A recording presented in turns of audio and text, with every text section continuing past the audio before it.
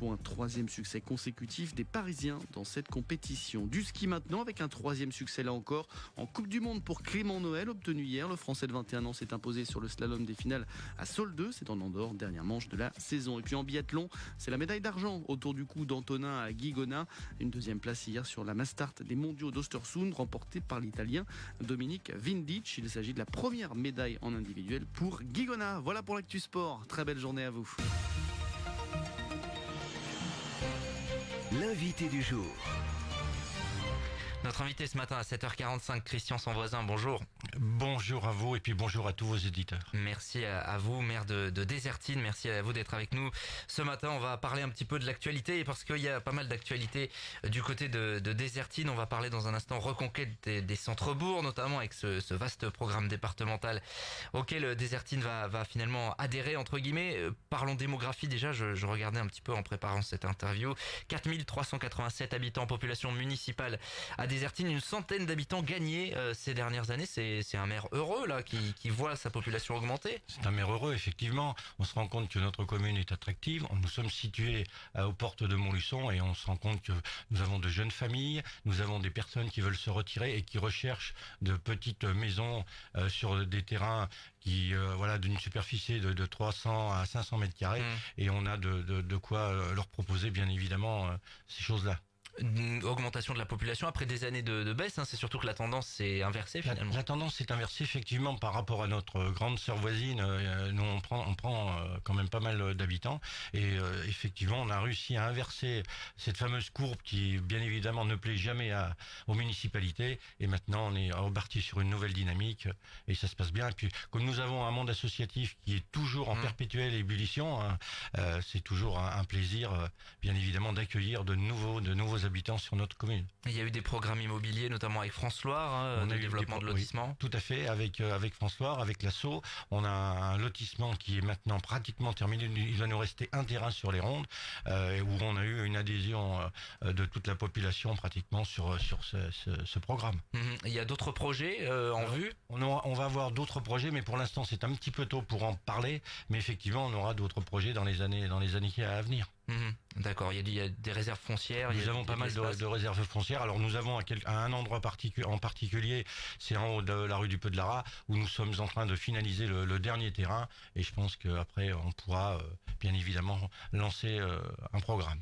Des habitants qui arrivent et qui cherchent parmi les premières préoccupations tout ce qui est lié à la santé. Ça avance là aussi, partenariat, on rappelle on en parlait avec vos collègues maires d'Estivary ou de Saint-Victor à ce micro autour d'une maison de santé. Alors autour de cette maison de santé, c'est vrai que c'était une forte demande de la communauté médicale qui à une époque sont venus nous trouver et nous demander si nous avions des locaux à leur proposer. Et nous, je l'avais déjà évoqué, nous avons eu cette opportunité de reprendre l'ancien bâtiment de la Banque Populaire qui est très bien situé proche de la mairie, proche des pharmacies, proche du cabinet de kiné. Ça s'imposait. Alors concrètement, en termes de calendrier, en termes de calendrier, oui, ça tombe bien. Aujourd'hui, théoriquement, les entreprises doivent rendre bien évidemment toutes les offres, donc c'est parfait. Et ensuite, nous allons avancer. Alors pour ne rien vous cacher, nous avons eu plus d'une centaine d'entreprises qui ont demandé à consulter, et on a eu pratiquement 40 entreprises qui sont venues visiter le site pour voir un petit peu comment eux voyaient les choses. Donc là, il va falloir décider, trancher. Il va falloir décider, trancher, bien évidemment. Choix des entreprises et ensuite lancement des travaux. Et ensuite lancement des travaux. Alors après, nous ne sommes pas bien évidemment tributaires du calendrier des entreprises, donc on verra à ce moment-là. D'accord. L'objectif, c'est quoi? C'est que ça soit ouvert. Je vais vous faire une réponse de Normand le plus tôt possible, mais effectivement, c'est difficile d'annoncer un calendrier. Vraiment. Alors, on souhaite que ce soit pour l'an prochain, le printemps 2020, mais voilà. Mais la balle est dans le camp après des entreprises. On va bien essayer, comme on dit, de leur mettre un petit peu de pression, mais après c'est pas toujours évident. Bien sûr. On peut rappeler un petit peu qui va intégrer cette maison de santé. Dans cette maison de santé, alors nous avons déjà qui ont signé l'acte d'engagement les médecins. Nous allons avoir 4 médecins. Nous allons avoir les infirmières qui vont intégrer. Et nous allons avoir aussi, nous sommes en pourparlers bien avancés avec une sage-femme. Nous avons aussi le paramédical qui va entrer parce que maintenant au département nous avons voté des aides aussi pour ce volet-là.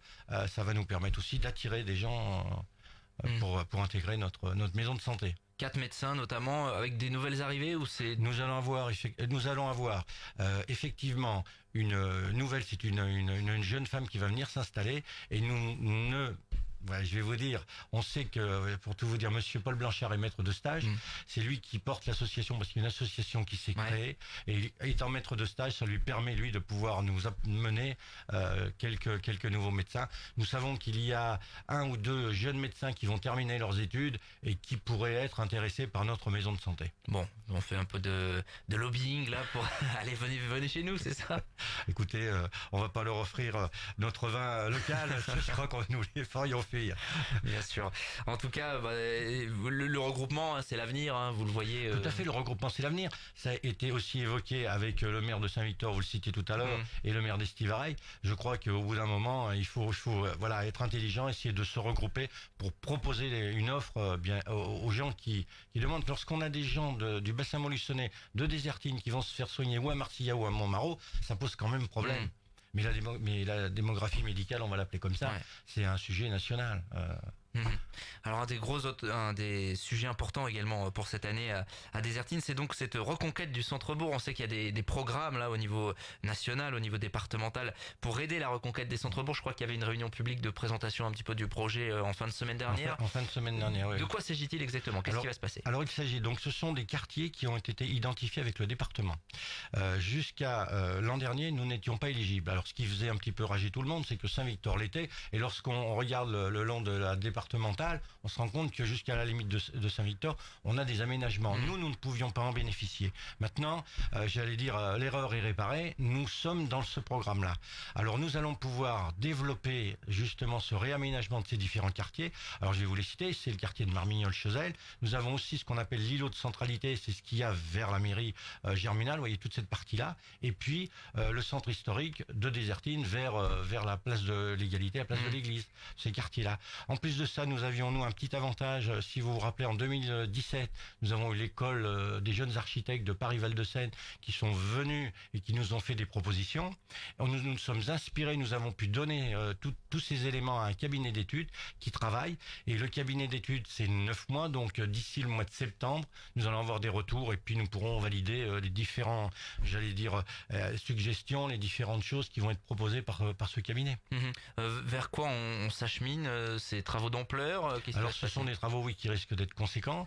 Bien évidemment, il va y avoir le réaménagement de ces quartiers. Alors il va y avoir de la voirie de fait, ça, mais de l'habitat aussi, parce que nous allons aussi être dans ce qu'on appelle ce qui est lié l'OPAH, l'opération programmée d'amélioration de l'habitat, qui va être dedans. Donc si nous avons des maisons qui sont insalubres, eh bien demandez aux propriétaires qui auront des aides assez conséquentes, parce que un propriétaire pourra avoir jusqu'à 80% d'aide pour rénover sa maison. Si il ne souhaite pas aussi, vous savez, ce sont de jeunes, des héritiers qui n'ont aucun intérêt. Nous pourrons, essayer d'acquérir ces bâtiments. Alors après, il y aura ou de la réhabilitation, ou, pourquoi pas, créer dans ces quartiers des espaces verts pour pouvoir dégager des places de stationnement, parce que ce sont des quartiers, des rues assez étroites, et ça pose toujours des problèmes, bien évidemment, pour les personnes, pour simplement se garer, mais aussi pour les familles qui ont souvent des soucis pour pouvoir circuler tout simplement avec des poussettes. Donc agir essentiellement sur le logement, on sait que c'est un des gros problèmes dans les centres-bourgs. Je vous dis le logement et puis voilà l'attractivité de ces quartiers aussi.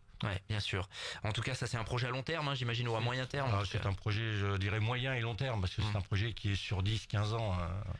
À suivre donc, mais avec des crédits donc du conseil départemental. Alors nous sommes accompagnés par le conseil départemental, par l'État aussi, donc c'est vrai que c'est quelque chose qui est conséquent. Et lorsque vous êtes dans ce genre de projet, il faut y aller, quoi. Il faut pas passer à côté, parce que c'est le moment d'essayer d'améliorer, bien évidemment, notre commune. Il y a une enveloppe déjà globale qui est. Il y a une enveloppe, non, il n'y a pas. Voilà, on sait qu'il y a un pourcentage, mais après l'enveloppe globale, ce sera à nous, en fonction des travaux, de l'établir.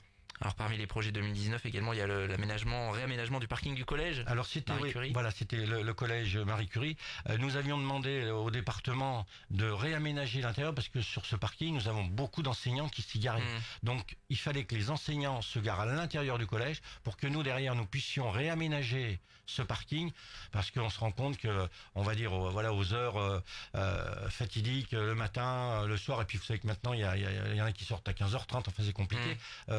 les parents se garent un petit peu, on va le dire, n'importe où. Donc réaménager ce parking pour inciter les parents à se garer sur ce parking-là. Et on a les nouvelles lignes de bus qui passent là. Donc si vous voyez, il y a pas mal de contraintes qui font qu'il faut quand même réaménager ce parking. J'imagine des travaux de voirie aussi, ça c'est du Des quotidien. travaux de voirie. Quasiment. Alors justement, vous parliez tout à l'heure des contrats d'aménagement de reconquête des centres-villes, centres-bourgs. Nous allons aussi refaire une première partie de la rue Joseph Besson que nous allons réaménager dans ce cadre-là aussi. Bon, toute la traversée de Désertine, c'est fini. Alors c'était pas vous, hein, c'était le département. C'était le département, mais voilà. Là, c'est terminé. Bon, après, il y a quelques petites choses qui pourront peut-être être réaménagées. On pourra peut-être revoir certaines choses. Mais après, voilà, pour l'instant, on va dire que c'est terminé. Puis parmi les travaux, on va terminer l'aménagement de notre butte des Louvières, qui est bien avancé. Mais bon, on espère la terminer, je vais vous dire, peut-être avant les vacances, mais très certainement au pire à l'automne. Christian Sanvoisin, 2020, il y a des municipales. Vous avez déjà pris une décision, vous ?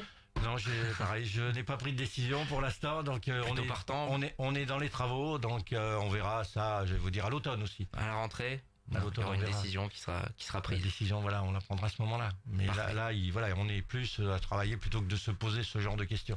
Très bien, merci Christian Sanvoisin d'être passé à notre micro ce matin, maire de Désertine, on le rappelle, pour ceux qui ont pris l'interview en cours.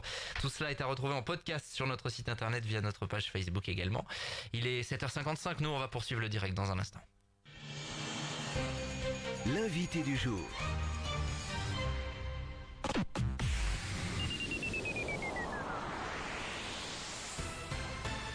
Envie de plus d'infos locales? RJFM. Connectez-vous